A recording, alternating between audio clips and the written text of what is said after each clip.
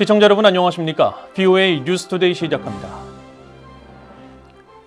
5월 3일은 유엔이 선포한 세계 언론 자유의 날입니다. 무엇보다도 언론의 자유를 중요시하고 있는 미국 의회에서는 참혹한 인권 침해를 당하고 있는 북한 주민들이 북한은 물론 세상에 진실되고 중요한 정보를 알지 못하고 있다고 지적했습니다.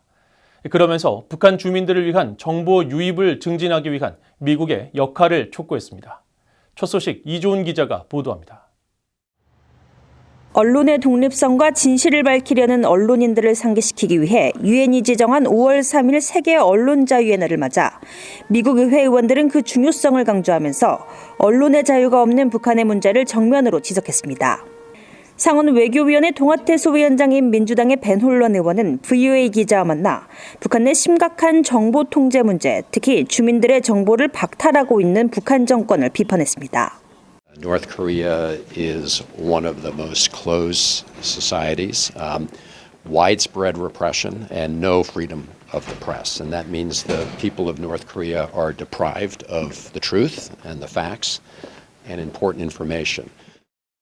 벤홀런 의원은 그러면서 이런 문제를 해결하기 위해선 국제적인 압박과 함께 북한 주민들에게 정보 전달을 위한 미국과 의회의 역할을 강조했습니다.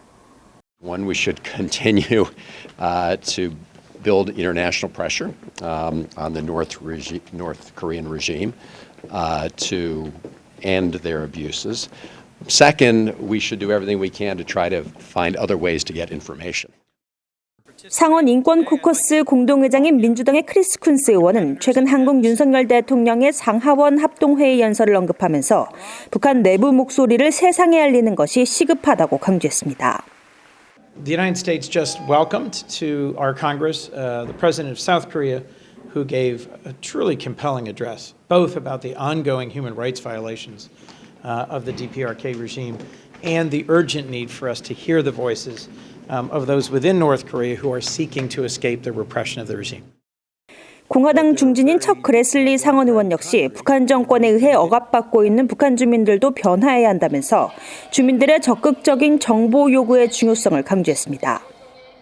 And the people ought to demand it because when you have press freedom and it's operating in a fair way, it's going to keep government officials honest.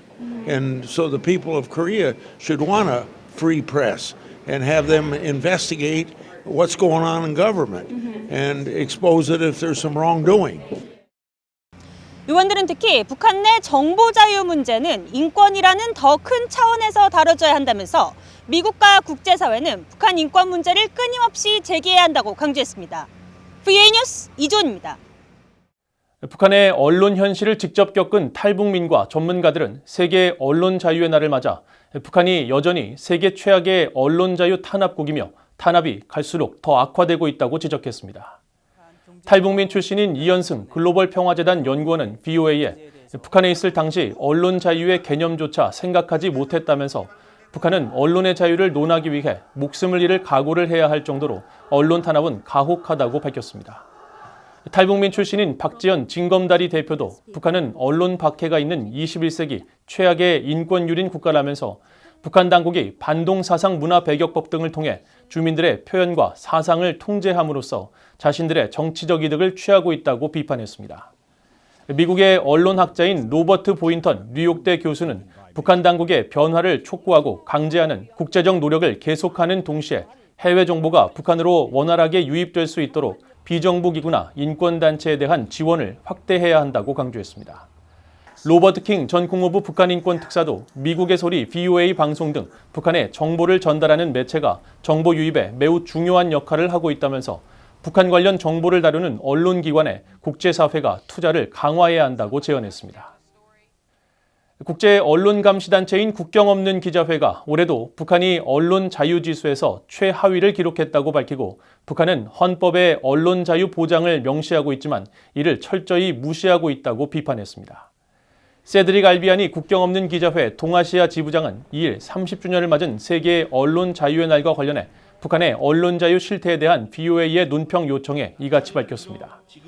알비아니 지부장은 특히 북한 헌법 67조는 언론의 자유를 보장하고 있지만 정권이 이를 체계적으로 유린하고 있으며 북한 정부가 정보를 철저히 통제하고 독립적 언론을 금지함에 따라 북한 언론의 유일한 역할은 당과 군, 최고 지도자 김정은을 찬양하는 내용만 전할 뿐이라고 지적했습니다.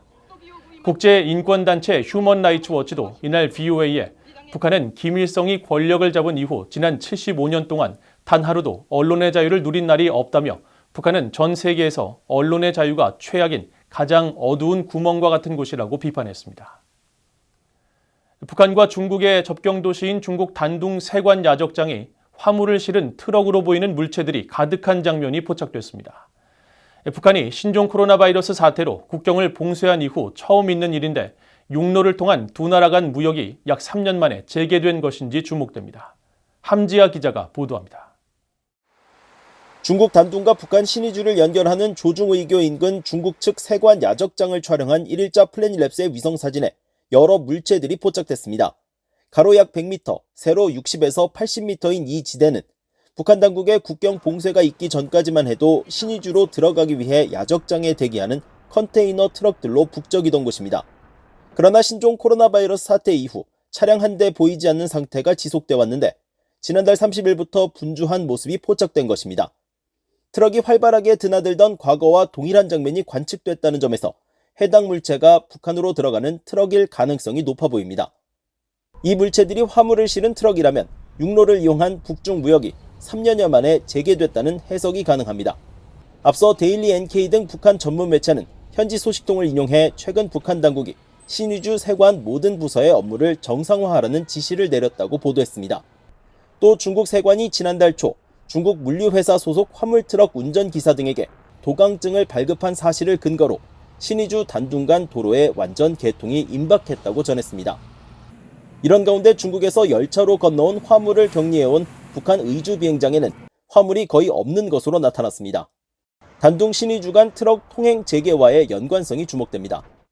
앞서 북한은 지난 2021년 의주 비행장 활주로에 중국에서 열차로 건너온 화물을 격리할 수 있는 공간을 만들어 지난해 1월 중순부터 운영해왔습니다.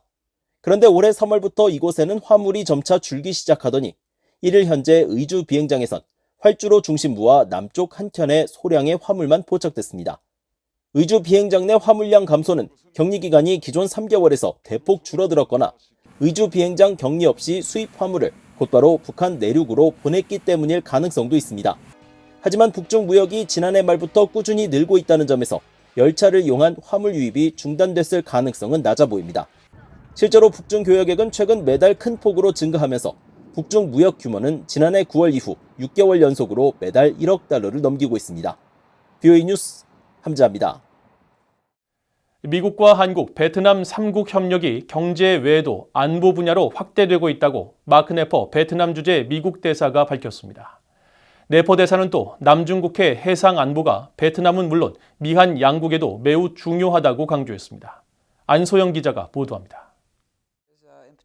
트럼프 행정부 시절 주한 미국 대사 대리를 지낸 마크 네퍼 베트남 주재 미국 대사는 1일 워싱턴의 한미경제연구소 KEI가 주최한 대담에 참석해 미국과 한국, 베트남 3국 협력의 중요성을 밝혔습니다. 네퍼 대사는 이들 3국은 매우 강력한 3국 무역 관계를 형성하고 있다면서 한국 기업 삼성을 예로 들었습니다. But of course, a lot of the inputs into what Samsung produces in Vietnam comes from South Korea, and it's assembled, packaged, tested, and then shipped to the United States. And so we have a very powerful sort of triangular trade relationship among our three countries. 네퍼 대사는 이어 최근 미국과 한국, 베트남 간 협력이 경제 외 다른 분야에서도 확대되고 있다면서 특히 해상 경비대 지원과 같은 안보 협력이 심화하고 있다고 밝혔습니다. For example, both we and the Republic of Korea provide Vietnam with vessels, Coast Guard vessels, to be able to enhance their own capabilities to patrol and monitor their waters. 특히 남중국해 해상 안보는 베트남은 물론 미한 양국에도 경제적으로 매우 중요하다고 강조했습니다. But it reflects, I think, our shared interest between Washington and Seoul, and making sure that Hanoi has what it needs to defend, protect, monitor its interests in the South China Sea. 네퍼 대사는 그러면서 이 같은 협력은 미국과 한국이 베트남의 중요성을 어떻게 생각하고 그곳에서 우리의 협력적인 노력이 서로를 어떻게 보완하는지 보여준다면서 베트남에 대한 한국의 이런 노력은 정말 환영할 만한 것이고 미국 정부도 계속 추구하고 싶은 것이라고 강조했습니다. VOA 뉴스 안소영입니다. 미국 백악관의 제이크 설리번 국가안보보좌관이 일본 자민당 간사장을 만나 영내 안보 환경 등에 대한 의견을 교환하고 특히 한국을 포함한 다자간 협력 증대의 중요성을 논의했습니다. 백악관은 2일 성명을 통해 설리번 국가안보보좌관이 이날 모테기 토시미스 일본 자민당 간사장과 만나 영내 안보 환경과 미일 관계를 논의했으며 양측은 경제 및 안보 협력 강화에 대한 양국 간 약속을 강조하고 러시아의 잔혹하고 불법적인 침략으로부터 방어하는 우크라이나를 계속 지원하겠다는 결의를 확인했다고 밝혔습니다. 또 한국을 포함해 영내 전반에 걸친 다자간 협력 증대의 중요성을 논의했다고 설명했습니다. 최근 미한 정상회담을 통해 발표한 워싱턴 선언은 핵과 전략 문제에 대한 새로운 양자 메커니즘이며 본질은 증가하는 북한의 위협 때문이라고 미국 국무부의 데니얼 크리튼브링크 동아태 차관보가 밝혔습니다. 크리튼브링크 차관보는 2일 상원 외교위원회 청문회에 출석해 관련 질문을 받고 이같이 답하면서 한국 윤 대통령의 방문은 매우 성공적이었다는 것에 전적으로 동의하며 그것은 강력한 확장과 매우 중요한 동맹관계의 강화를 의미한다고 밝혔습니다.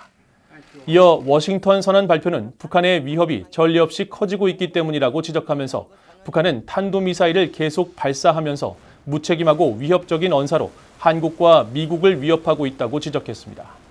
그러면서 조 바이든 대통령과 윤석열 대통령은 워싱턴 선언을 발표했고 그 결과로 미국은 핵 위기에서 한국과 협의하기 위해 모든 노력을 다할 것이며 핵과 전략 문제에 대한 우리의 계획에 참여할 수 있도록 고안된 새로운 양자 메커니즘을 만들 것임을 분명히 했다고 강조하고 이것은 단 한 가지 이유, 즉 증가하는 북한의 위협이 본질이라고 밝혔습니다. 전 세계의 석대뿐인 미국 공군 정찰기가 2일 한반도 서해상공에 출격해 북한의 추가 탄도미사일 발사 등 도발 연관성에 관심이 모아지고 있습니다. 군용기 위치 정보를 추적하는 리벳 조인트와 오셔너 등 트위터 계정은 미군 정찰기 RC-135S 코브라볼이 2일 새벽 한국 제주도 서해와 한국 전라남도 서해상공을 비행했다고 밝혔습니다. 공개된 항적에 따르면 코브라볼은 제주도 남단에서 서해 방향으로 북상하다가 기수를 북동쪽 중국 산둥성 방향으로 틀었고 이후 방향을 다시 한국 서해상으로 바꿔 한반도를 향해 비행하는 모습을 끝으로 레이더망에서 사라졌습니다.